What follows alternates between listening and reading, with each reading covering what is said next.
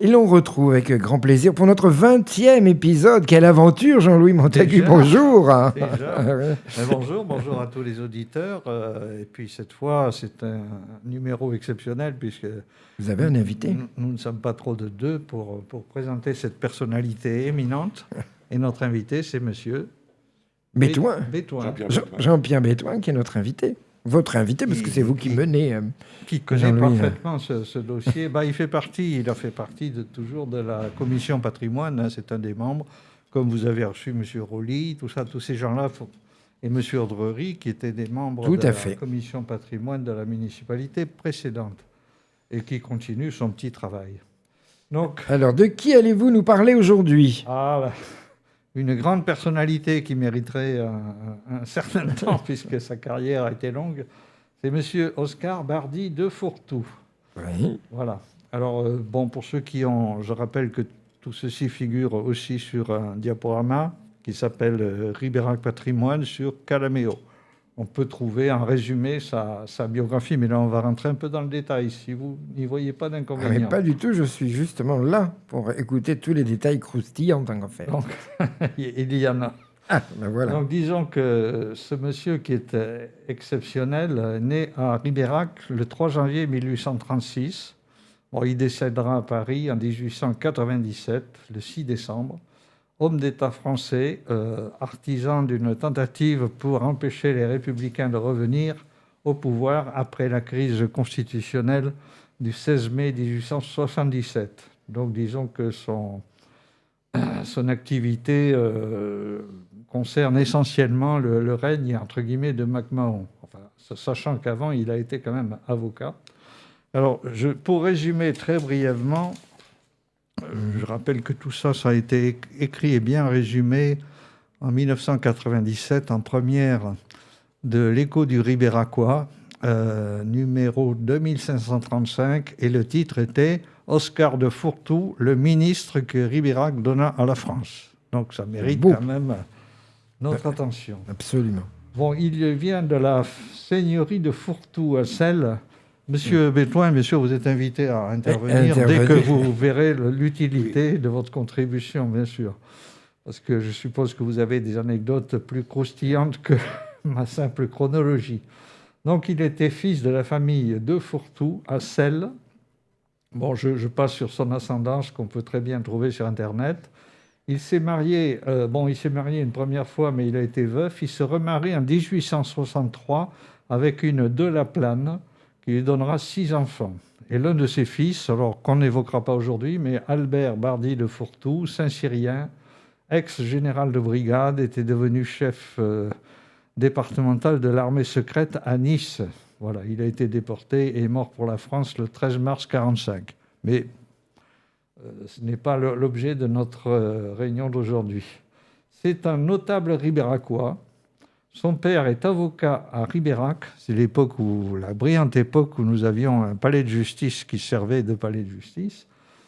Et son oncle également était dans la magistrature à la cour d'appel de Bordeaux.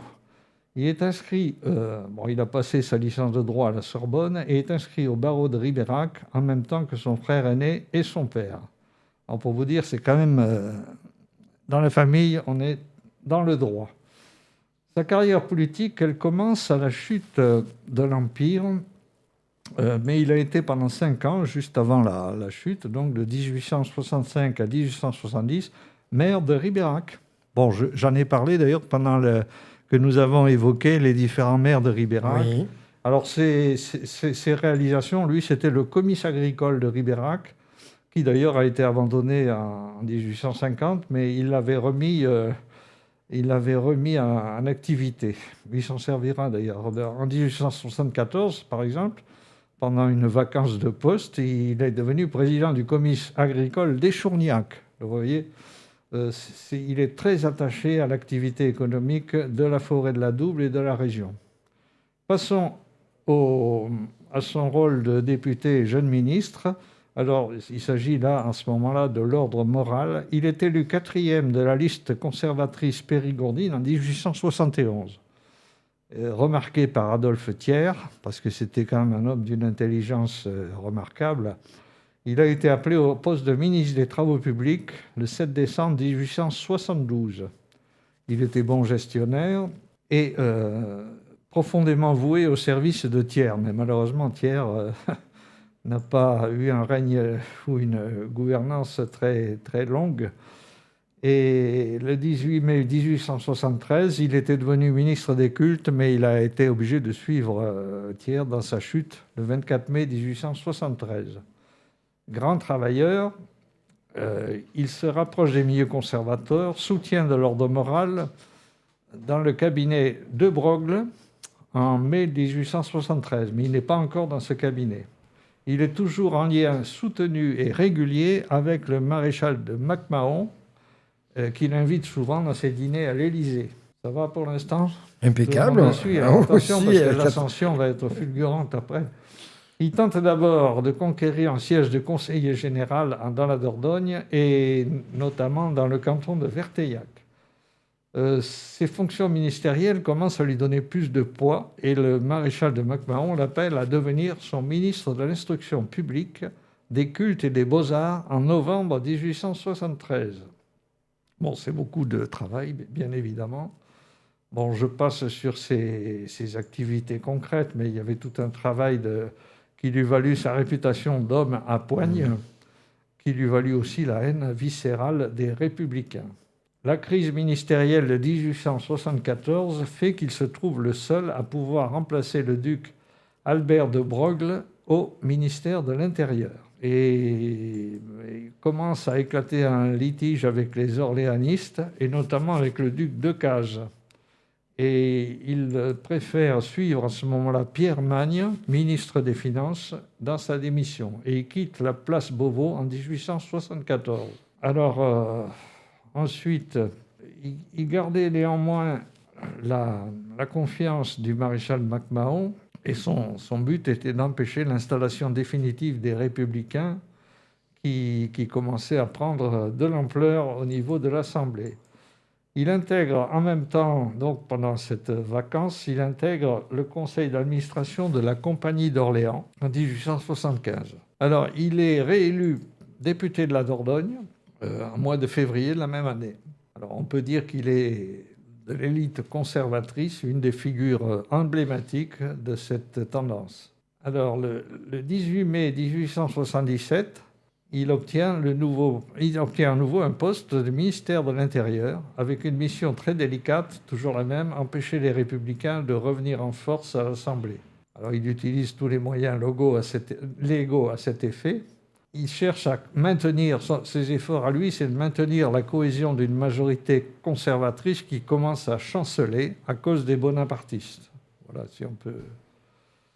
Il est conforté dans son siège de député et son élection, néanmoins, est invalidée en 1878. Alors, il est provoqué par Gambetta à l'Assemblée et il se bat en duel avec lui quelques jours plus tard. Peut-être que M. Béthoin pourrait nous en dire deux mots de ce fameux... Ce duel, on se battait en duel à l'époque. Comment ? On se battait en duel à l'époque. Ah oui. À Ribérac, il y a eu beaucoup de duels. Hein. Oui. Et là, c'est un des duels les plus importants, mais il se passe dans la région parisienne. Hein. Oui. C'est-à-dire que Gambetta voulait se débarrasser de gens qu'il n'aimait pas. Donc, nous avons Albert Demun, qui est quand même un député catholique. Oui. Nous avons Bardi de Fourtou. Bardi de Fourtou, son erreur, c'était lui qui avait fait venir MacMahon à Ribérac. Oui, vous nous l'aviez dit. MacMahon avait fait un tour de France en calèche. Il avait quitté Périgueux, il arrivait en calèche à Ribérac. Il s'arrêtait en tous les villages où il y avait des arcs de triomphe, tout le monde applaudissait. Et il y avait quelques républicains, bien sûr, qui criaient « Vive la République », mais c'est toujours le phénomène provocation, répression, révolution qui existait déjà à l'époque, quoi. Mais c'est insultant quand même. À l'époque, c'est considéré comme insultant. Et il arrive à Ribérac. Les Républicains ont raconté qu'il était arrivé sur un cheval noir qui portait le nom de Badinguet, ce qui est entièrement faux. C'est-à-dire qu'on transforme la réalité pour salir la personne. Badinguet, c'était le nom qu'avait pris Napoléon III pour se sauver de la forteresse où il était en prison. Il a pris le nom d'un maçon. Donc par la suite, les Républicains l'ont appelé Badinguet pendant des années. Alors, il ne s'entendait pas avec Gambetta. Gambetta, quand même, c'est un monsieur qui a fait un coup d'État pour proclamer la République. Il a proclamé sans droit, sans mandat populaire, mais avec l'aide quand même d'une armée. Pour moi, ça s'appelle un putsch. Et il n'a rien changé au système bonapartiste. Hein. Il a gardé, sauf que la noblesse a disparu, et il a même créé des postes de sénateurs, j'allais dire héréditaires, mais à vie, quoi. Hein, c'était là où on plaçait les amis qui risquaient pas de s'embêter à faire une élection, quoi. Et donc, Gambetta fait faire une enquête sur Bardi de Fourtou. Il y a une commission qui vient à Ribérac. On interroge les Républicains. Et tous les Républicains disent « il y a eu des pressions ». Il y a eu des pressions, mais ils ne disent pas en quoi consistent les pressions. Et on retrouve déjà de nos jours ce système où on va se débarrasser de l'ennemi en le faisant passer pour n'importe quoi. Il est trahi par le commissaire de police qu'il avait choisi, qu'il avait fait installer à Ribérac. À l'époque, chaque canton avait un commissaire de police. Ces commissaires de police étaient habituellement des anciens sous-officiers de l'armée, à qui on avait trouvé ce poste-là. Bon, c'était pas le policier d'aujourd'hui, c'était tout à fait différent. Et donc, au Parlement, lorsqu'on discute de la validation des mandats de ces 5 personnes, Gambetta a des mots quand même qui sont blessants. Ce qui fait que Bardi de Fourtou, lui, aussitôt, il va dire, puisque c'est comme ça, ou vous vous excusez, ou on se bat en duel. Gambetta n'allait pas quand même s'excuser, ça aurait été reconnaître qu'il avait fait l'erreur. Et ils se battent en duel, c'est l'après-midi, c'est assez loin de Paris, ils sont dans un champ. Normalement, Gambetta aurait dû être tué. Parce que Bardi de Fourtou est un excellent tireur. Exact. Gambetta, quand on lui mettait un pistolet dans la main, il ressemblait à une poule qui avait trouvé un couteau. Oui. Bon, il ne savait pas s'en servir, il ne savait pas où est-ce qu'il fallait appuyer. Tandis que Bardi de Fourtou n'avait qu'un seul problème, il était myope, il était extrêmement myope. Et chacun tire, il rate l'autre. Ça a fait rire la France entière. Parce que c'était ridicule, quoi. C'est-à-dire que l'un était incapable de tuer Bardi de Fourtou, et Bardi de Fourtou n'avait pas envie de tuer son adversaire. Et dans la foulée, il a été relevé de ses fonctions de député, ce qui était une saloperie. Hein. Aujourd'hui, on ne fait plus ça. Aujourd'hui, il faut que ce soit vraiment un procès qui décide qu'il ne sera plus député. Voilà. Et donc, ça s'est passé comme ça. Je repasse la parole. Merci. En effet, ça valait la peine d'avoir cette anecdote. De connaître les détails croustillants de ces affaires. Bon, j'avais oublié effectivement de signaler le voyage présidentiel de septembre 1977. 18 après qu'il ait été nommé ministre de l'Intérieur, et effectivement, il a reçu MacMahon au Beauvière, là, où il était très bien reçu. Un mot, peut-être, Jean-Pierre. Je crois que MacMahon a dû passer même pas un quart d'heure au Beauvière, parce qu'il a repris sa calèche pour aller à Angoulême.